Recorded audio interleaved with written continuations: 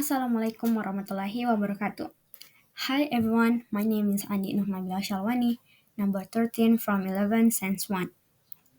Now I'm gonna present you about my explanation text with the title Hallucinations.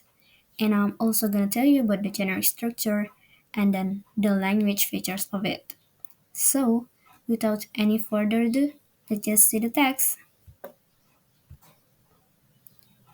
Here is my explanation text about hallucinations. We can see that there are three paragraphs on this text. If you want to know the specific of the text, you can pause the video and then read it through your screen right now. Now we jump to the next generic structure. So in the explanation text, the generic structure are divided by three parts. First is general statement. Usually the general statement is on the first paragraph of the text. It's just like the introduction, which contains the general explanation and the definition about hallucinations. Hallucinations are false or distorted sensory experiences that appear to be real perception. Next, we got sequence of explanation. It explains the details of the process why and how the hallucination can occur or happen. According to this text, a hallucination occurs when environmental, emotional, or physical factors such as stress, medication, extreme fatigue, or mental illness cause the mechanism within the brain that help to distinguish conscious perception from internal, memory-based perception to misfire.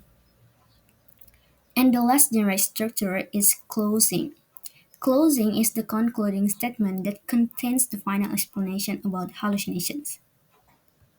Next, we move to language features. There are so many language features of this explanation text.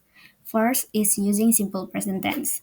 For example, hallucinations are false or distorted sensory experiences that appear to be real perception. Next, using passive voice. Example, these sensory impressions are generated by the mind rather than by any external stimuli and may be seen, heard, felt, and even smelled or tasted. Next, using action verbs. Example, because the mechanism within the brain that helps to distinguish conscious perception from internal. And then we're also using abstract noun too, for example, stress. Using technical terms too, for example, mental illness, sensory deprivation, and schizophrenia. Using words that show cause and effect, for example, as a result, hallucinations occur during periods of consciousness. And the last language feature of this explanation text is using conjunction of time. Example, a hallucination occurs when environmental, emotional, or physical factors such as stress, medication, extreme fatigue, or mental illness cause the mechanism within the brain that helps to distinguish conscious perception from internal, memory-based perception to misfire. Okay, so maybe that's all my presentation about this explanation text.